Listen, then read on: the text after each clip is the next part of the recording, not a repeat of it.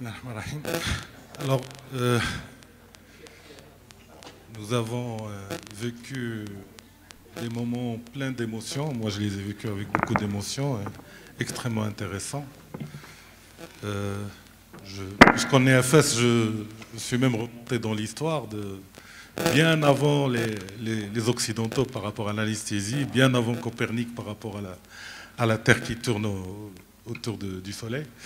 Il y a beaucoup de choses à ressortir extrêmement importantes et intéressantes. Et l'histoire, je vais le dire le 12 novembre, l'histoire est le miroir actuel de ce qui s'est passé pour nous donner la route vers l'avenir. Et c'est très très important de revenir sur l'histoire.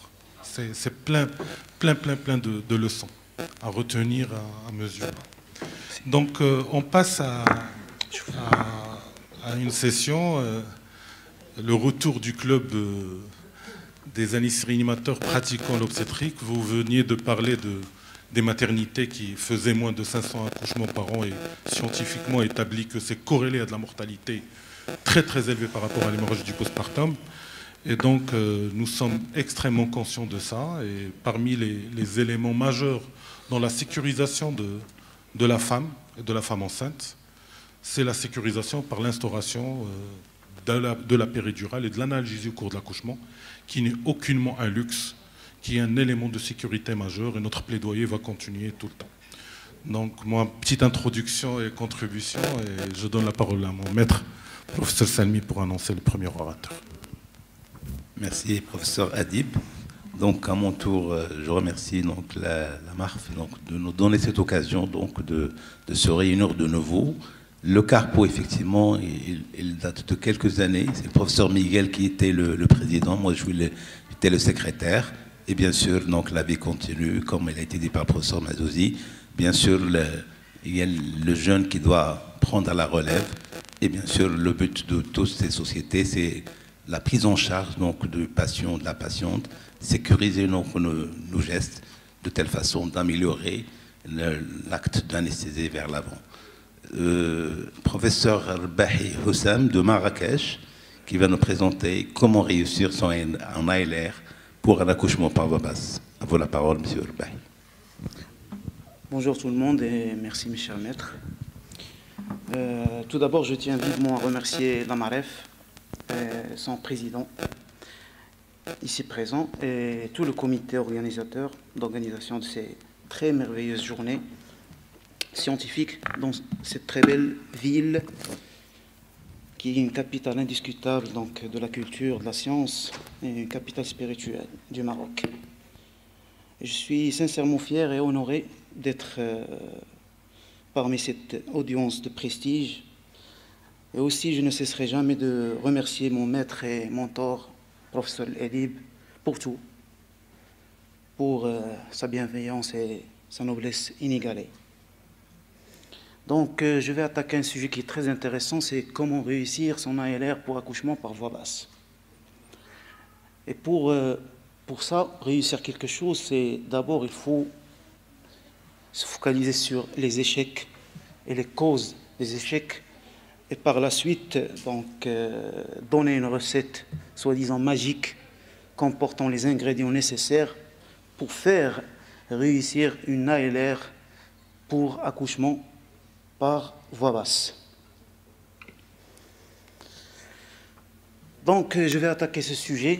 Lorsqu'on dit ALR, je vais surtout me focaliser sur l'analgésie neuraxiale, parce qu'il y a le bloc pédontal, il y a beaucoup de choses.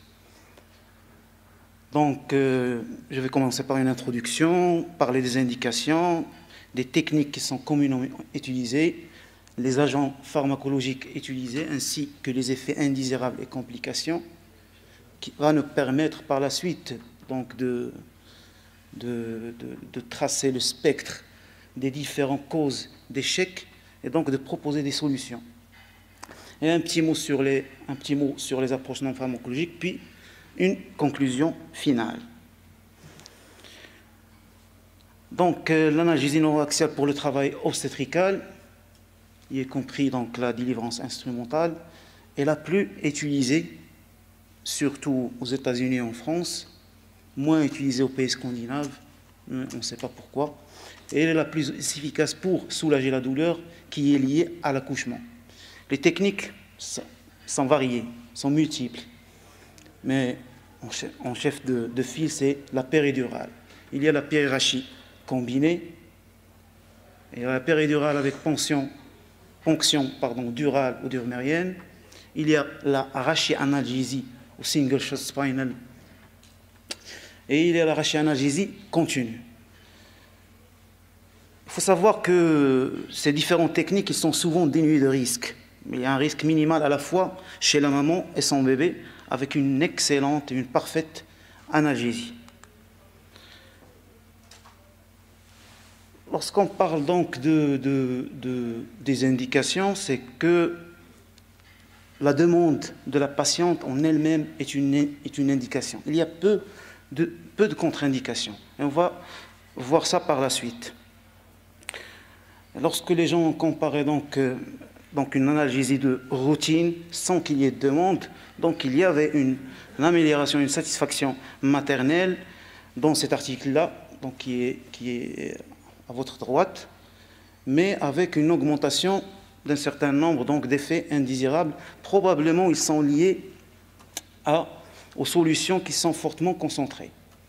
Et dans un article qui est ancien, qui était publié dans le prestigieux journal Anesthesia and Analgesia, donc il statue comme quoi la péridurale est la technique la plus efficace.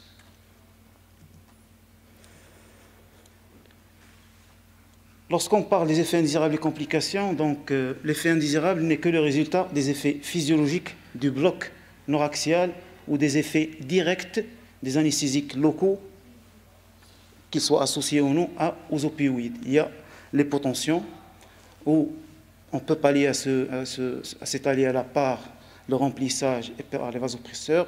Il y a aussi le prurite, et à ce moment-là, on peut administrer un certain nombre d'antagonistes, parce que le prurite, il peut être un effet indésirable qui est très, très insouhaitable et que la patiente gardera mémoire. On peut utiliser le naloxone 40 à 80 mg en intraveineux, soit puis avec une infusion, une perfusion continue de 0,25 à 1 microgramme par kilo par heure en intraveineux. Il y a un autre antagoniste, c'est naltrexone, qui n'existe pas, qu'on peut l'utiliser par voie orale, 6 mg, et il y a aussi le nalbuphine à la dose de 2,5 à 5 mg en IV. Il y a aussi les nausées-vomissements qui sont une conséquence des contractions douloureuses, l'usage systémique des opioïdes, des morphinomimetiques, à l'image donc de Remifenta, ou l'hypotension ou l'administration périmédulaire des morphiniques. Il y a aussi la rétention urinaire et la dysfonction vésicale. Il y a aussi la fièvre. La fièvre, il faut savoir que lorsqu'on injecte un anesthésique local associé à un morphinique, il y a une augmentation, il y a donc un dérèglement du thermostat central avec une hyperthermie. Et les frissons qui sont fréquents, qui sont souvent secondaires à cette vasodilatation avec thermolyse causée par la sympatholyse qui est liée au bloc central. Ça, c'est un protocole donc, que j'ai proposé dans la première journée de la ISMAR pour donc juguler l'hypotension artérielle, et j'ai proposé donc une définition de l'hypotension artérielle post-trachée ou post-péridurale, et j'ai pris la fréquence cardiaque comme outil pour déterminer quelle drogue choisir. Et il faut savoir que la noradré, elle est très, très efficace. Et très efficace, et elle est moins néfaste que la phényléphrine. Donc, les vomissements aussi sont très, très, très importants lorsqu'on administre la morphine en intrathècal, mais ça dépend de la dose administrée en périmédulaire. Dans une méta-analyse, il s'est avéré que l'administration donc, antagonistes des récepteurs sérotoninergiques, comme l'ondansetron, réduit l'incidence et la sévérité de ces nausévomissements. Il y a aussi des articles qui parlent de l'efficacité de méthoclopramide, dexaméthasone et scopolamine. Aussi, le naloxone, il a des bienfaits concernant le prurite et concernant aussi les nausévomissements. Donc, il y a 2 articles qui prouvent ça. Il y a aussi la dexaméthasone qui joue un rôle très très important, surtout en prophylaxie. Et on peut utiliser donc des patchs transdermiques de scopolamine pour diminuer ce risque-là. Mais il y a un certain nombre de médicaments qui n'existent pas, qui ne sont pas sur le marché national, donc on peut avoir recours à la nalbuphine, donc qui est très supérieure pour traiter le prurite qui est lié donc à l'administration des morphinomycétiques en périmédulaire et aussi pour diminuer le risque de survenir donc des nausées, vomissements. Donc ça c'est une analyse c'est une étude donc qui montre donc le prurite qui est provoqué donc par les morphinomycétiques. Donc ça c'est l'efficacité du naloxone, c'est-à-dire lorsqu'on commence même avec 0,5 microgrammes par kilo par heure, ça donne des résultats qui sont excellents.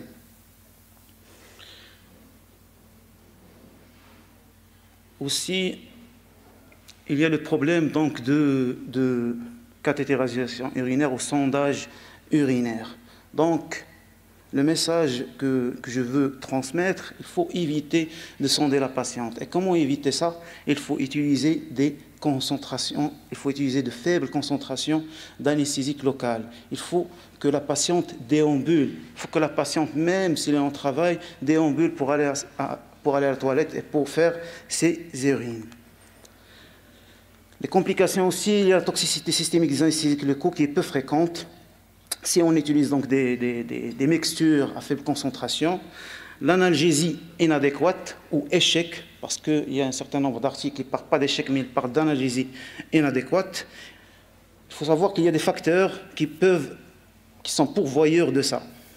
Des facteurs qui sont liés à la parturiente, comme l'obésité, les anomalies rachidiennes, soit congénitales ou acquises, et au stade de travail, parce que une péridurale qu'on veut l'installer à la phase terminale du travail, elle est très très difficile parce que les contractions utérines ils sont très très rapprochées et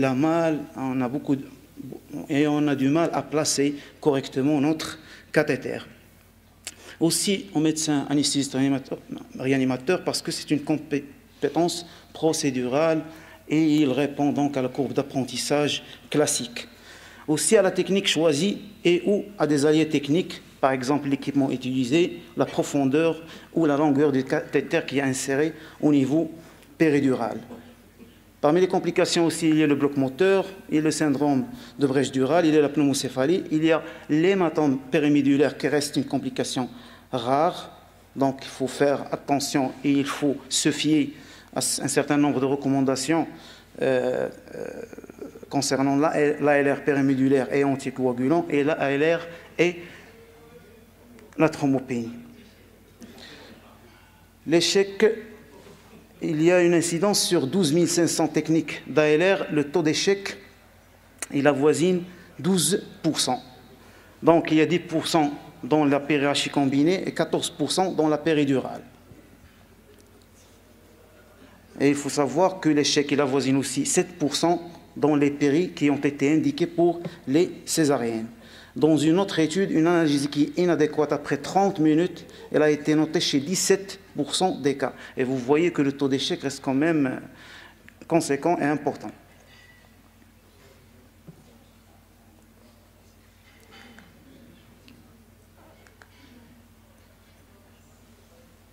Toujours dans les complications, cet article me semblait très très intéressant parce qu'ils ont fait une analyse bivariée ou univariée, puis par la suite univariée pour faire ressortir les facteurs de risque d'échec, puis une analyse par régression logistique multivariée. C'est avéré que la dilatation cervicale, c'est-à-dire un travail qui est avancé, qui dépasse 7 cm, avec aussi la tolérance aux opioïdes, c'est-à-dire une addiction par exemple, c'est-à-dire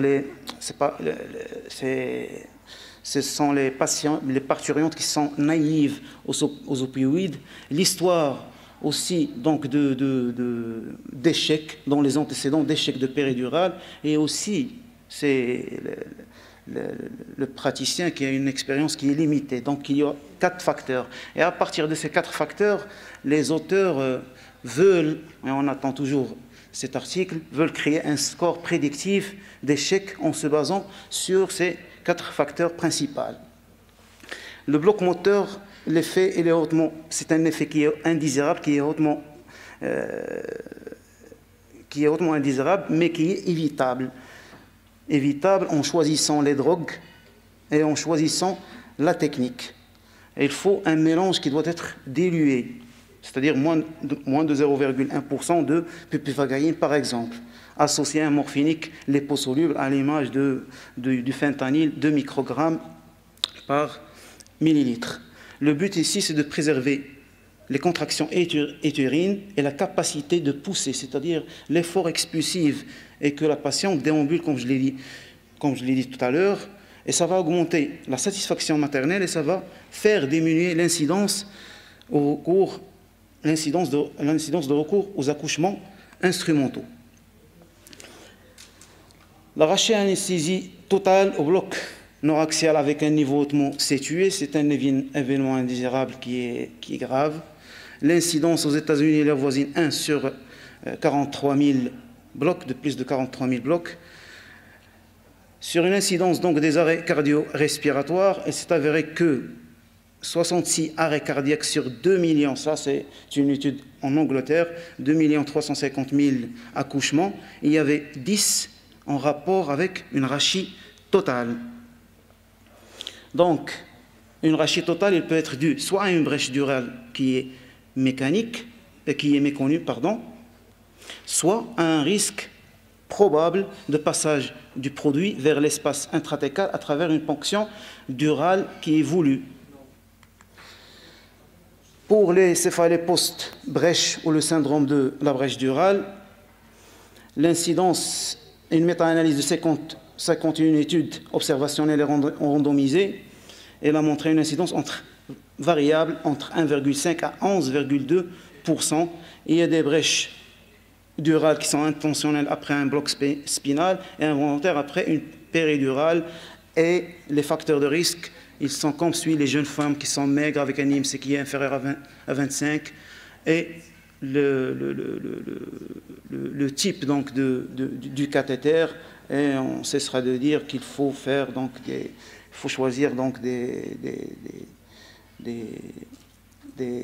trocars et des cathéters donc de 27 gouges. La physiopathologie, elle est toujours non claire, mais qui est dominée surtout par la vasodilatation cérébrale et aussi par la traction sur les structures intracérébraux. Il disparaît s'il est non traité au bout de 7-10 jours. On peut faire une approche qui est conservatrice, qui repose essentiellement sur des antalgiques, la caféine et la réhydratation, mais parfois on a besoin de faire un blood patch en cas de sévérité, où c'est la patiente proclame ça. Dans le cas des céphalées prolongées ou échec des blood patch, il faut faire de l'imagerie encéphalique. Il ne faut pas oublier l'hémorragie intracérébrale et surtout l'hématome sous-dural aigu.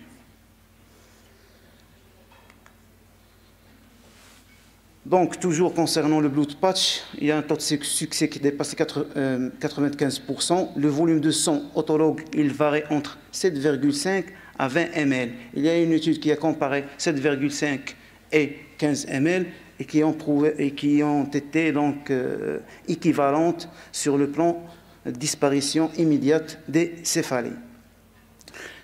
Toujours donc, c'est la quantité de sang autologue qui apparaît souvent dans la littérature, c'est entre 15 à 20 ml.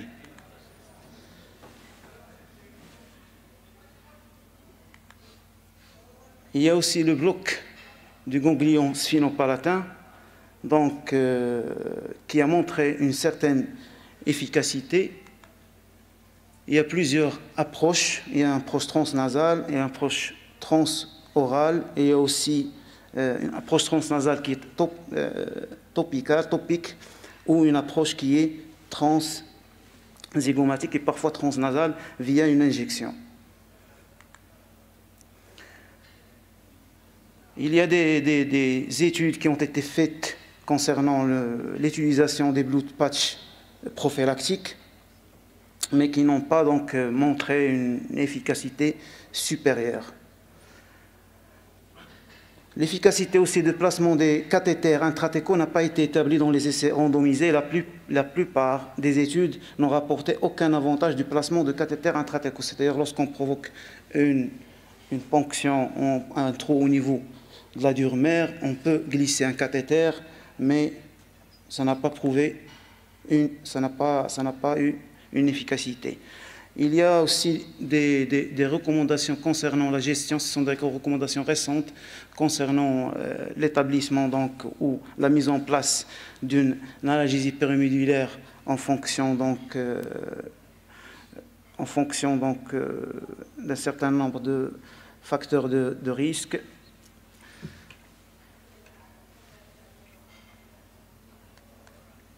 Il y a aussi facteurs de risque, il y a aussi la dépression respiratoire et un certain nombre de facteurs de risque préopératoires, l'obésité, la comorbidité neurologique, cardio-respiratoire, le SAOS, l'addiction aux dérivés morphiniques, l'HTA et l'utilisation du sulfate de magnésium, mais aussi il y a des facteurs de risque préopératoires comme l'AG, les benzodiazépines, sulfate de magnésium aussi, les morphiniques en intraveineux et la désaturation en salle de soins intensifs.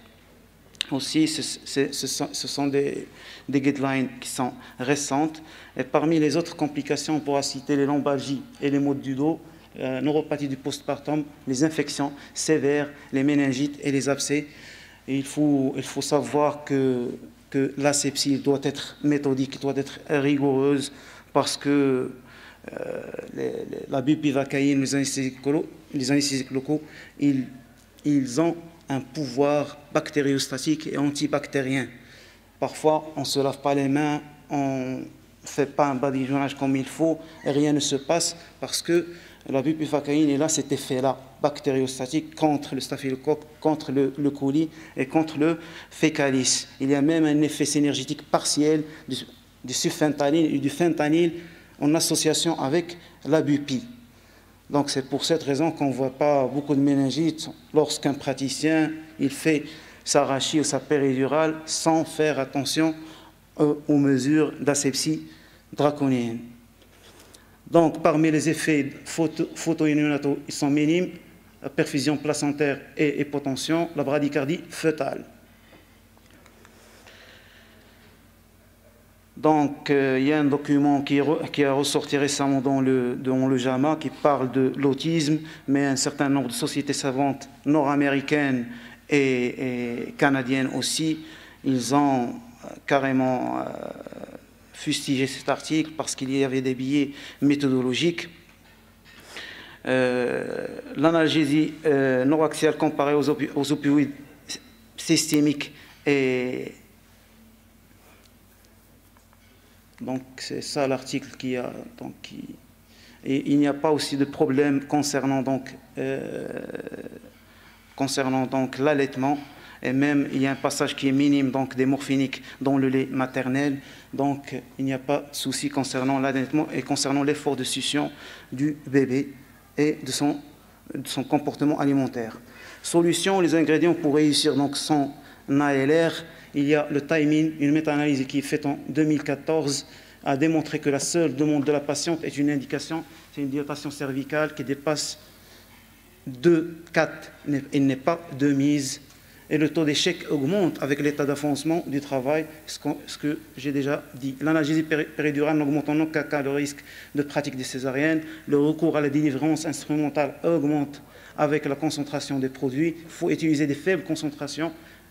Les faibles concentrations, c'est la recette magique. La durée de travail est sans être la durée de travail, donc ces faibles concentrations, ils semblent améliorer la phase de latence et prolongent peu la phase active.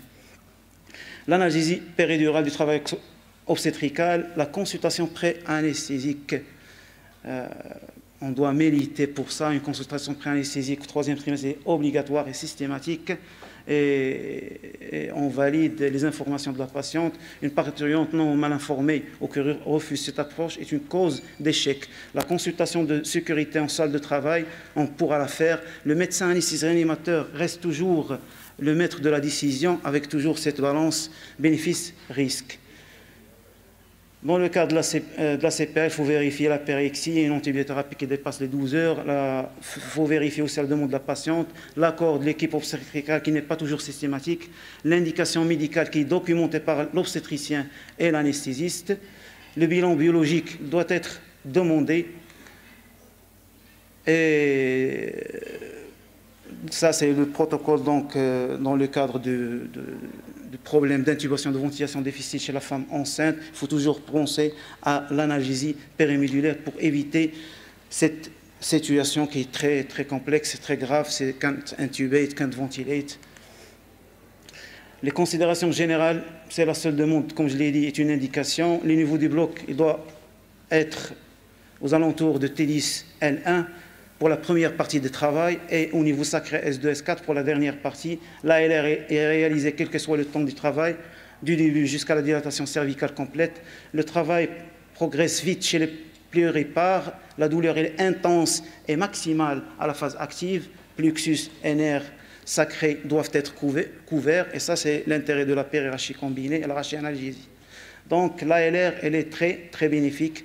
Il améliore, parmi autres, la perfusion utéroplacentaire. Les contre-indications absolues sont très, très rares. Je passe concernant la préparation, donc je ne répéterai pas la CPA, elle est primordiale. Il ne faut pas improviser. Pour moi, la médecine périopératoire et la réanimation, ce n'est pas une science, mais c'est l'art d'anticiper un bilan biologique préalable, le consentement, une voie veineuse périphérique. Il faut vérifier les équipements, les drogues, la date de péremption par exemple, et les dilutions. Et un chariot d'urgence, il doit être à côté. Le double monitorage maternel et fœtal, elle est impératif. Et il faut réaliser un time-out, c'est-à-dire un temps mort pour rechercher et vérifier le dossier de la patiente. Et aussi, il faut assurer la prophylaxie contre l'inhalation et une asepsie qui est rigoureuse et méthodique. L'éco-guidage ou le repérage échographique, il faut savoir qu'il y a des articles qui sortent maintenant, ils démontrent que le double repérage anatomique et ultrasonographique permet de raccourcir la durée de la mise en place. Elle est réservée à certains patients, facteurs prédictifs d'échec comme l'obésité par exemple. Donc, l'échographie, elle est intéressante, mais parfois il y a des gens qui maîtrisent donc le repérage anatomique, donc pas besoin de y recourir. Donc le fameux signe de la chauve-souris pour retrouver donc le ligament jaune et pour mesurer la profondeur et voir la direction de notre aiguille. Donc la position optimale pour faire la péridurale, c'est surtout le décubitus latéral gauche, parce qu'il est très confortable pour la patiente et parce qu'il améliore donc la perfusion utéroplacentaire et il donc évite le syndrome aortocave. Parfois, on a recours à la position assise, surtout chez les femmes où les repères anatomiques sont difficiles à apprécier. Le monitoring, donc, c'est le monitoring usuel, comme vous le savez, et évaluer le bloc moteur, le score de Bromwich. Il faut savoir que le score de Bromwich a été modifié. Il y a des gens qui le cotent à 4, des gens qui le cotent à 6, des gens qui le cotent à 7. Mais en fonction du score, on va soit stade 1, stade 2, soit on va interrompre la seringue pendant 30 minutes et réévaluer. Stade 3 et 4, il faut utiliser des concentrations de bupe qui sont inférieures et administrer à la même vitesse. Stade 5, 6, voire même 7, il faut arrêter avec risque élevé. Les techniques spinales, donc le choix de la technique, donc il y a des techniques spinales, la portion spinale donc de l'arraché péricombinée, c'est le single shot, on fait l'arraché ou la rachianalgésie continue. Il y a des techniques qui sont continues, rapidité et conversion, la péridurale est importante avec LD, c'est-à-dire low dose, c'est-à-dire entre 0,0625 à 0,1%, et une dose équivalente en ropivacaïne. La péridurale avec ponction durale, et les techniques les plus répandues sont surtout la péridurale et l'arachipérie combinée. Je voulais vous montrer une... Je ne sais pas si ça marche. Donc c'est une technique, il y a des kits qui sont déjà préparés pour faire ça, mais nous on utilise un petit bout de gant pour faire l'effet élastique. On ferme l'autre bout de la seringue, le trocar est mis en place et on assiste à une perte de résistance.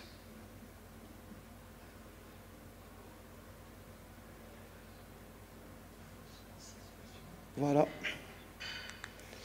Voilà comment on fait. Voilà la perte de... C'est-à-dire, j'ai les mains qui sont libres et ça peut être utile si on utilise une sonde d'échographie. Et le liquide qui est en train de passer. Pour l'éco-repérage ou l'éco-guidage, surtout l'éco-guidage, il faut du matériel qui est approprié, c'est-à-dire du matériel qui est écogène, que ce soit le trocar de toroïde, que ce soit le cathéter. La dose test, donc j'en passe. L'initiation de l'analgésie, comme je l'ai dit, il faut initier le bloc par des incréments de 5 ml. Chaque incrément est une dose de test. Afin d'éviter le syndrome aortographe, le décubitus latéral gauche, il est conseillé. Il faut mesurer la pression artérielle chaque 5 minutes pendant une durée minimale de 15-20 minutes, puis évaluer le rythme fœtal et le degré d'analgésie. L'entretien, il peut être continu ou discontinu ou intermittent. Les modalités d'administration des agents anesthésiques, et ça varie en fonction de la technique. Le régime le plus utilisé, c'est le suivant, c'est 8 à 10 ml de 0,0625% de BP avec 2 microgrammes par ml de fentanyl. Il y a aussi une technique, c'est des bolus intermittents programmés. Il y a autre... Désolé pour le retard. Donc, concernant donc concernant les bolus qui sont répétés, parce que lorsqu'on programme, il faut savoir qu'est-ce qu'on va programmer, c'est-à-dire la quantité de liquide ou le volume, soit 10, soit 5, mais il faut avoir une vigilance, une attention particulière parce que le niveau de bloc il est plus élevé, parce que le niveau de bloc il peut parfois être plus élevé que le niveau souhaité. Donc j'en passe, donc l'arachipérie combinée, il va permettre une analgésie spinale qui est rapide et avec une insertion du cathéter d'une façon la plus confortable possible. Il faut terminer, s'il vous plaît. D'accord. L'arachéanalgésie, donc elle est très très intéressante, surtout lorsqu'il y a des multipares avec une progression rapide du travail à la recherche d'une installation rapide du bloc. Lorsqu'il y a une difficulté prévisible ou perceptible lors de la mise en place du cathéter péridural, elle assure un confort lors d'une hyperalgésie, lorsqu'il y a des contractions qui sont hyperalgiques. L'arachéanalgésie trouve toute son indication et la posologie c'est 2,5 mg de BP plus 5 à 10 de Fenta, microgrammes de Fenta. Il y a aussi l'arachéanalgésie qui est continue, maintenant elle est délaissée à cause d'un certain nombre de problèmes, parmi elles le syndrome de queue de cheval, mais avec les kits actuels, le bout distal il est très souple, donc il est atraumatique, il ne provoque pas donc de traumatisme nerveux. Et il y a aussi cette technique nouvelle qui ressort, c'est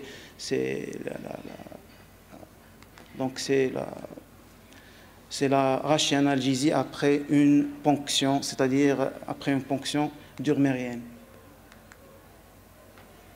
Donc, cette technique elle a été décrite dans les années 90, mais elle a vu le jour, mais elle a été développée pendant ces dernières années. Donc, il y a des avancées, oui, certes. toujours tops and ups, ça veut dire quand et comment utiliser les bolus en cas donc lorsqu'on évalue la douleur, si la douleur elle est unilatérale, s'il y a une hyperalgie périnéale, s'il y a une progression de l'accouchement avec un bloc sacré qui est insuffisant, à ce moment-là, il faut réévaluer notre matériel et voir la position de cathé. Il faut checker le niveau qui, s'il est inférieur à T10, il suggère un problème donc de cathétérisme ou un dosage qui est inadéquat. Il faut recourir à un certain nombre de bolus en fonction si la douleur elle est modérée ou sévère. En cas d'unilatéralité, il faut repositionner donc la patiente avec la partie qui est inconfortable vers le bas et retirer le cathé de 1 cm. 1 cm, c'est variable, c'est en fonction de la profondeur du cathé inséré. La douleur après une rachis péricombinée, il faut utiliser des bolus de 3-5 ml. La douleur sacrée ou périnéale, il faut soit utiliser des bolus, soit utiliser la rachis analgésie. Si persistante la douleur malgré les bolus, on doit avoir, et si on a recours à 2 bolus imprévus sans amélioration, c'est un échec et il faut changer la technique. Et il faut reprendre de nouveau le même protocole après un remplacement d'un cathéter péridural. S'il n'y a pas de soulagement, c'est-à-dire s'il y a un bloc sensitif au moteur partiel, il faut administrer des bolus en vérifiant toujours le niveau et l'intensité de la douleur.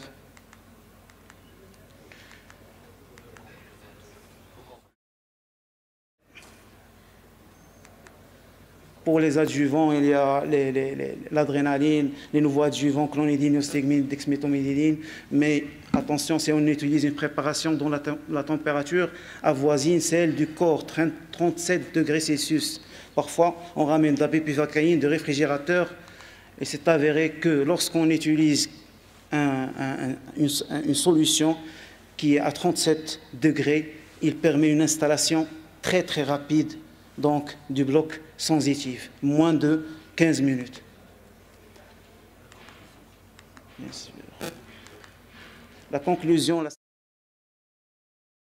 militer pour ça. La péridurale et la rachis péricombinée sont des techniques de choix d'analgésie neuroaxiale. Là où dose, c'est-à-dire il faut utiliser des faibles concentrations, moins de 0,1% de pipi, peu de complications. Il est peu vulgarisé au Maroc à cause de l'adhésion de nos collègues gynécologues obstétriciens, des médecins anesthésistes réanimateurs eux-mêmes, problème de rémunération, et des patientes. Et aussi, il faut mettre l'accent sur le training, c'est-à-dire la formation. Et je vous montre cet article qui montre que lorsqu'on utilise un repérage échographique associé à un repérage anatomique, ça raccourcit encore plus la durée et diminue la durée d'installation de la procédure et diminue le nombre de tentatives. Et je vous propose donc pour les gens qui aiment donc la simulation, donc il y a une boîte qui comporte donc de la gélatine gylose et un petit squelette et une sonde pour faire le repérage. L'efficacité d'une péridurale est un gage de sécurité en cas de césarienne en urgence. Toute péridurale insuffisamment efficace après bolus ou inefficace doit être évaluée, voire reposée. Merci pour votre attention. Merci Houssam.